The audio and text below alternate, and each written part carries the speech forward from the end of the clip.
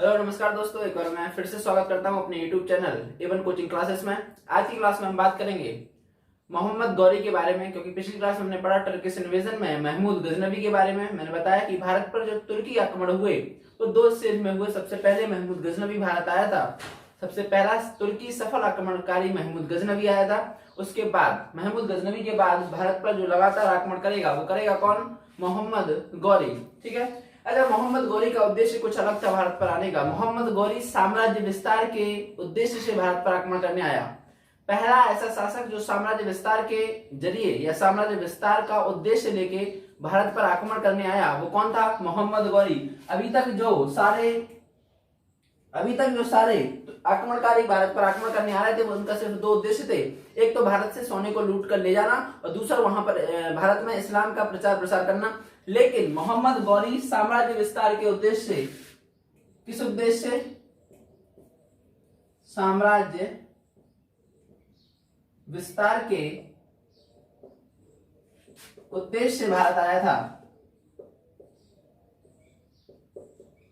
तो मोहम्मद गौरी की बात कर ले कि आया कहां से था। तो मोहम्मद गौरी जहां से महमूद गजनवी आया था वहीं से मोहम्मद गौरी आया था। ये भी गजनी यानी अफगानिस्तान में एक जगह है गजनी। जब महमूद गजनवी आया था तब वहां पर गजनी वंश चलता था, लेकिन जब मोहम्मद गौरी आया था तब वहां पर चलता था गौर वंश, और इसी गौर वंश का शासक था मोहम्मद गौरी।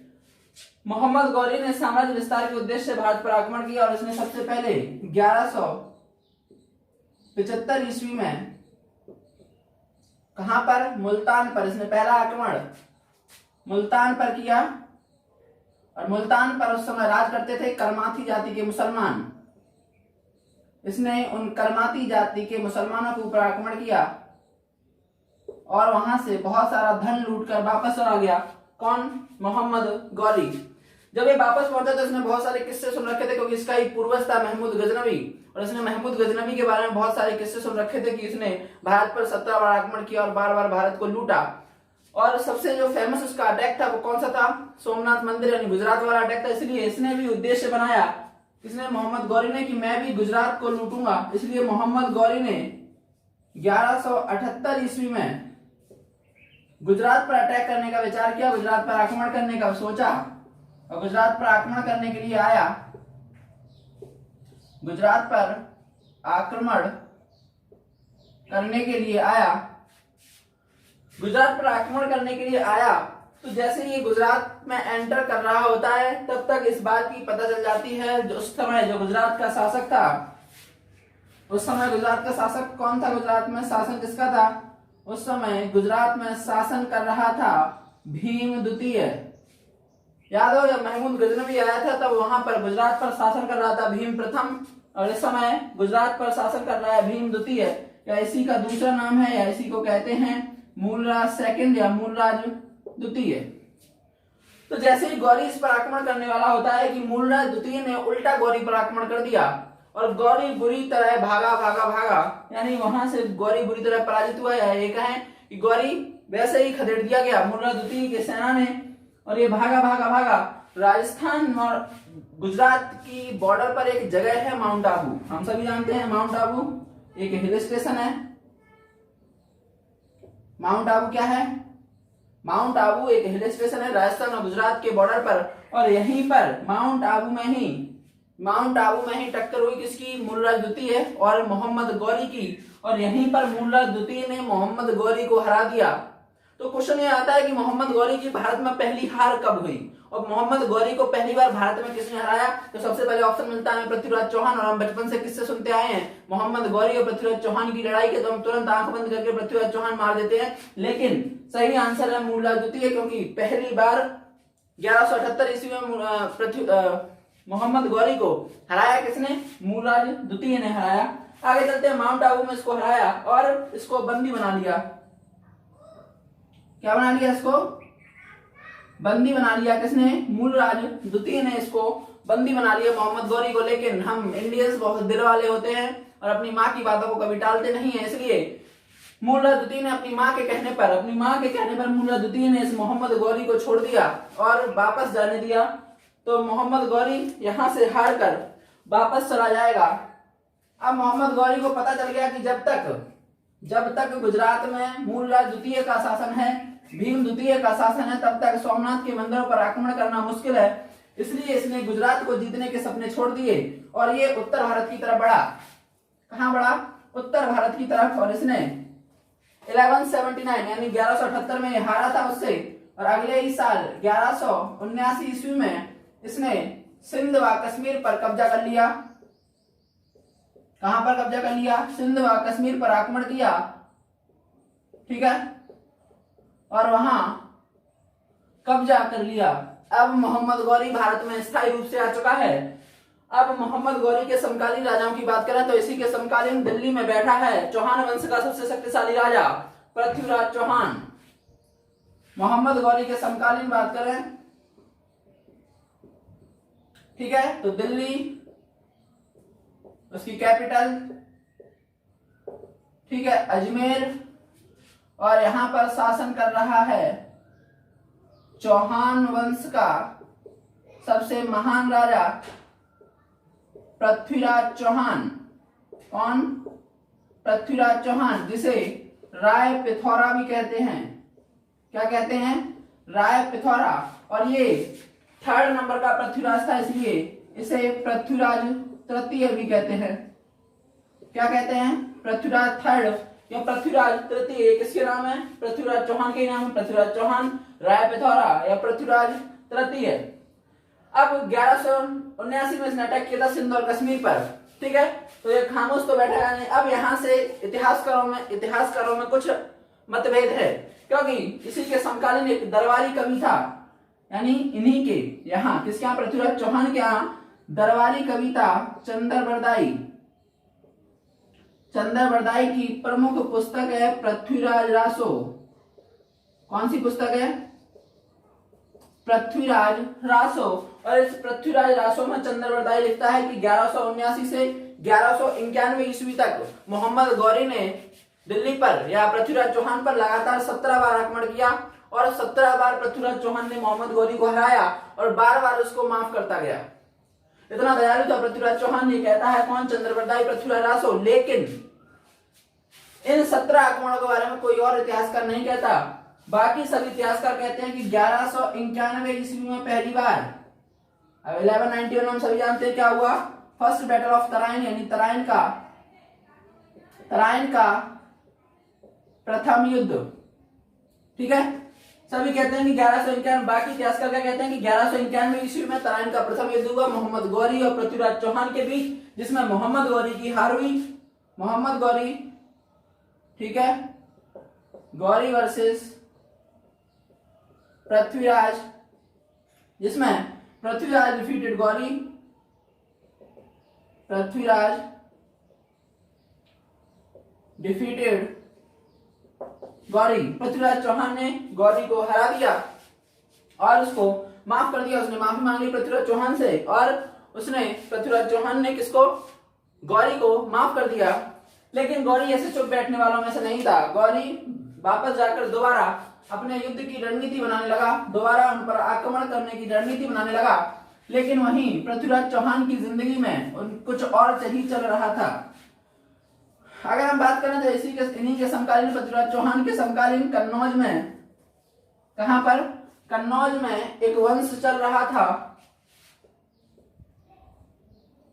पृथ्वीराज के समकालीन कन्नौज में एक वंश चल रहा था, गढ़वाल वंश। कौन सा? गढ़वाल वंश। और इस गढ़वाल वंश का उस समय राजा था राजा जयचंद। कौन? राजा जयचंद। और राजा जयचंद की पुत्री थी संयोगिता, जिससे सम्राट पृथ्वीराज चौहान प्रेम करते थे। कन्नौज में गढ़वाल वंश का राजा जयचंद और उसकी पुत्री संयोगिता, जिससे पृथ्वीराज चौहान क्या करते थे? प्रेम करते थे। लेकिन राजा जयचंद इसके बिल्कुल विरुद्ध था। राजा जयचंद बिल्कुल भी पसंद नहीं करता था पृथ्वीराज चौहान को। तो राजा जयचंद ने क्या किया? राजा जयचंद ने स्वयंवर रखा। स्वयंवर में सभी बड़े बड़े राजाओं को बुलाया गया, सभी महान राजाओं को बुलाया गया। लेकिन जो उस समय सबसे महान था राजा पृथ्वीराज चौहान, उसी को इनविटेशन नहीं मिला, और ये उसकी इज्जत की बात हो गई, है ना। ये उसकी इज्जत की बात हो गई कि उसको बुलाया नहीं गया। तो पृथ्वीराज चौहान कहाँ पहुंच गया? कन्नौज। उस स्वयंवर में चौहान पहुंचा कहां पर, राजा जयचंद के यहाँ कन्नौज में जो स्वयंवर चल रहा था उसमें उसने संयोगिता को उठाया और वापस ले आया और शादी कर ली। तो इस तरीके से राजा जयचंद जो पृथ्वीराज चौहान का ससुर तो था ही, क्योंकि शादी हो गई थी संयोगिता से, लेकिन ये मन में एक कुंठा लिए बैठा था, मन में एक द्वेष पाले बैठा था कि मैं पृथ्वीराज चौहान से बदल लूंगा। और इसी बदले का फायदा उठाया किसने, मोहम्मद गौरी ने। और मोहम्मद गौरी तो यहाँ दोबारा तैयारी कर ही रहा था पृथ्वीराज चौहान को हराने की। तो 1192 ईस्वी में जब दोबारा गौरी और पृथ्वीराज आमने सामने हुए, ठीक है, तो कौन सपोर्ट करेगा गौरी को? गौरी को सपोर्ट करेगा जयचंद। और बोलते हैं ना घर का वेदी लंका ढाए, तो इसी जयचंद की वजह से, है ना, गौरी और जयचंद की वजह से ही कौन, अब किसकी हार हो गई?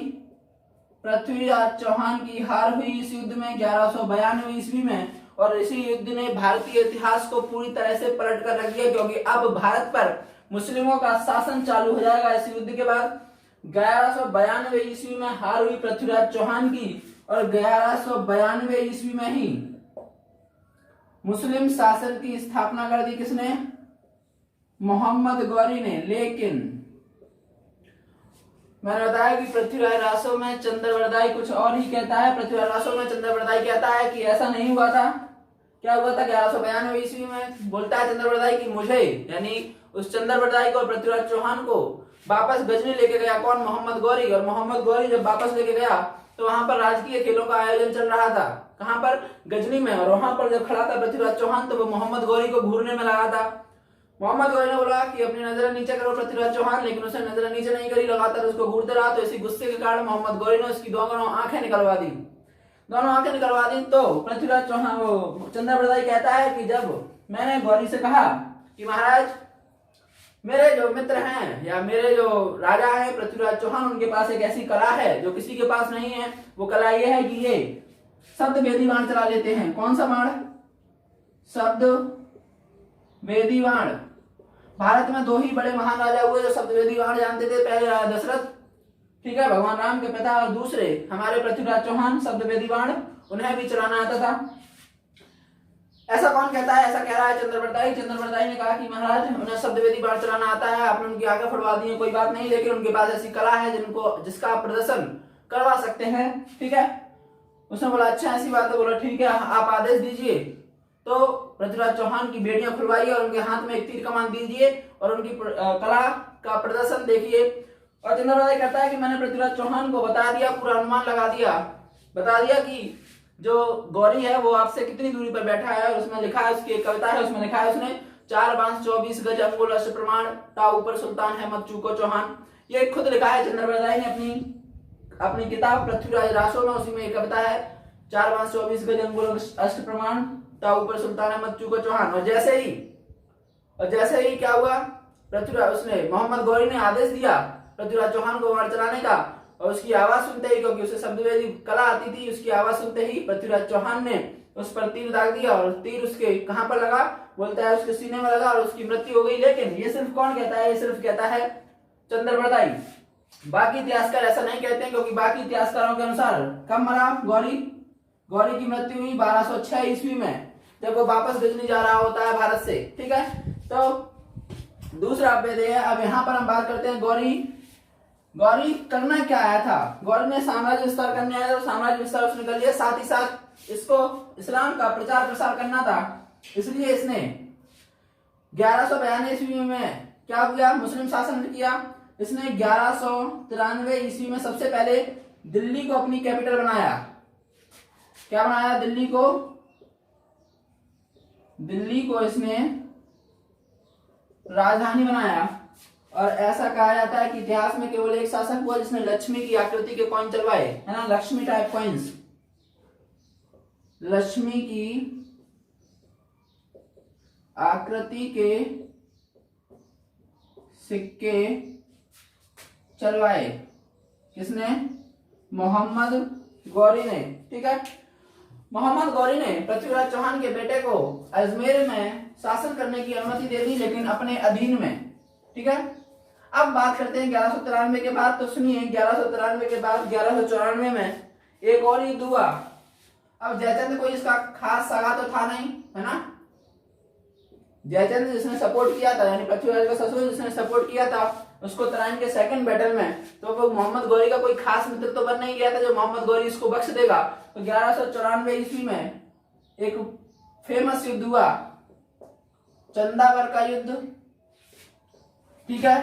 गौरी वर्सेस राजा जयचंद, और सभी जानते हैं क्या हुआ इसमें, गौरी की जीत हुई और जयचंद को मार दिया गया।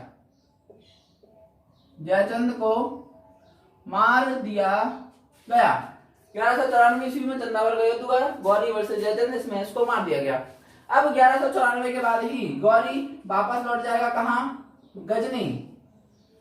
गजनी जब गौरी जब भारत आया था तो अपने साथ हजारों गुलामों को लेके आया था। उस समय गुलाम रखने की प्रथा थी, जो राजा जितने गुलाम रखता था वो महान राजा होता था। तो गौरी के पास हजारों गुलाम थे, उस हजारों गुलाम में उसके 4 गुलाम बहुत खास थे। कौन, कितने गुलाम, 4 गुलाम थे। जरा इन 4 गुलामों की हम बात कर लें तो इन 4 गुलामों में उसका सबसे जो खास गुलाम था, जो उसका गुलाम भी था और उसका दामाद भी था, कुतुबुद्दीन ऐबक। पहला गुलाम था उसका कुतुबुद्दीन ऐबक, ठीक है, जो इसका गुलाम तो था ही, साथ साथ उसका दामाद भी था, इसलिए उसका बहुत खास था और बहुत बुद्धिमान आदमी था कुतुबुद्दीन ऐबक। दूसरा यलदौज, तीसरा गुलाम उसका था जो खास था वो था कुबाचा, और चौथा था वो था बख्तियार उल मोहम्मद बख्तियार उल काकी।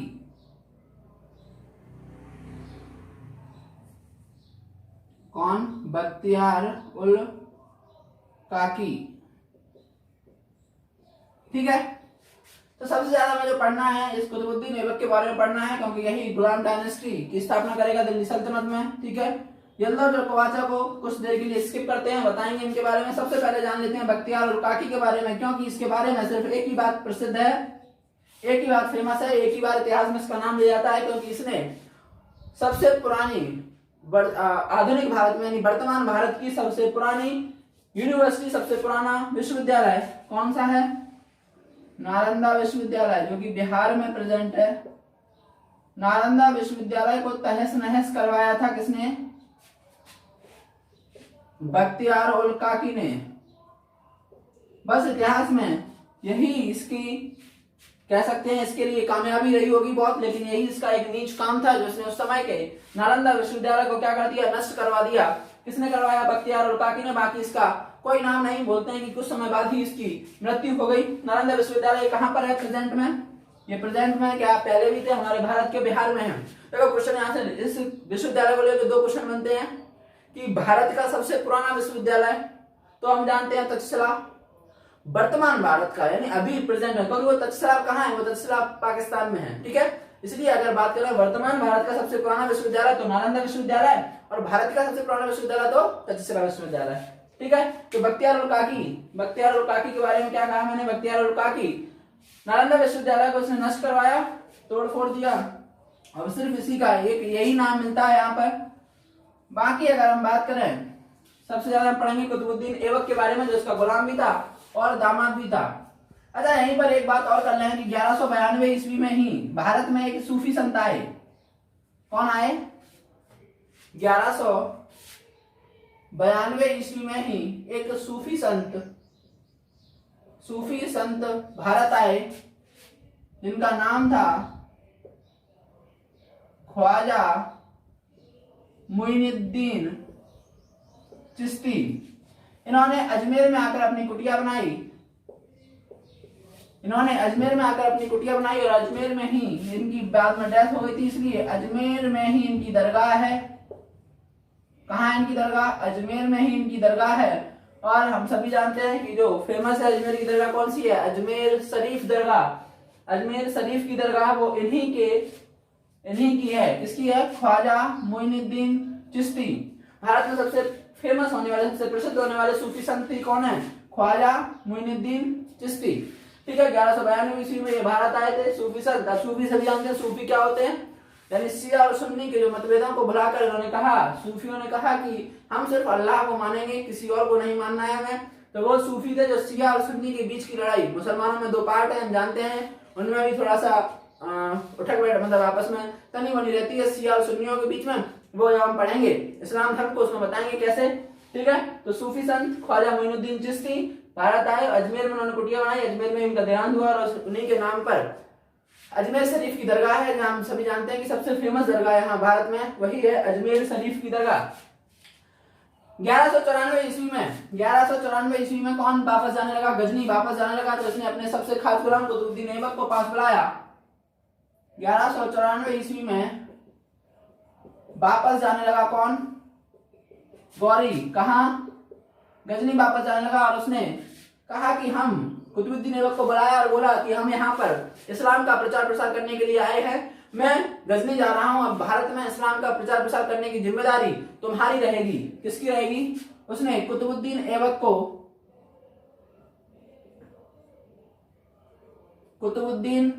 को इस्लाम का प्रचार प्रसार करने की जिम्मेदारी दी और वापस लौट गया। इस्लाम का प्रचार प्रसार करने की जिम्मेदारी दी और वापस लौट गया गजनी।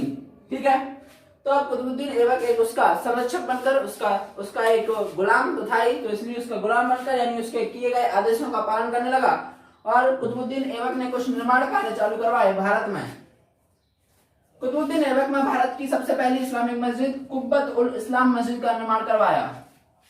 कौन सी मस्जिद का? तो हम थोड़ा कुतुबुद्दीन ऐबक के बारे में पढ़ते हैं। हम पढ़ते हैं आप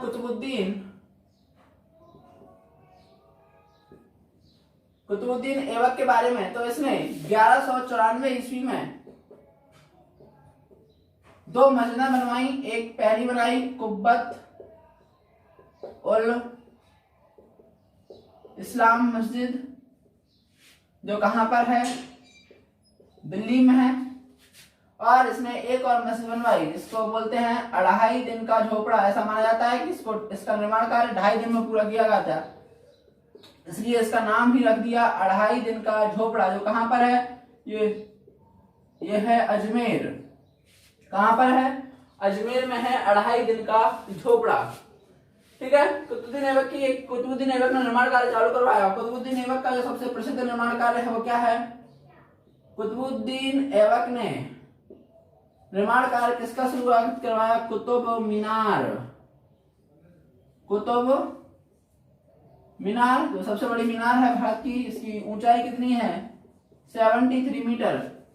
कुतुबुद्दीन ऐबक ने इस कुतुब मीनार की नींव डाली। क्या डाली? सिर्फ नींव डाली, यानी पहली ये जो कुतुब मीनार है ये 5 मंजिला इमारत है, 5 मंजिला इमारत है।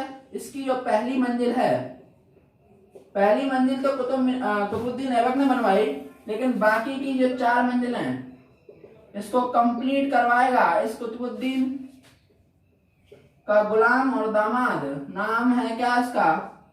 इल्तुतमिश। क्या नाम है इसका? इल्तुतमिश। ठीक है, कुतुब मीनार को लेके 3-4 राजाओं के नाम आते हैं। उसके बाद क्या होगा कि ये जब कुछ दिनों बाद बिजली गिर जाने से, बिजली जो होती है ना हमारी विद्युत, उससे गिर जाने से इसकी ऊपर की 2 मंजिला यानी चौथी मंजिल और 5वीं मंजिल टूट गई थी। तो इसका पुनर्निर्माण कौन करवाएगा? इसका पुनर्निर्माण करवाएगा 1369 ईस्वी में फिरोज शाह तुगलक।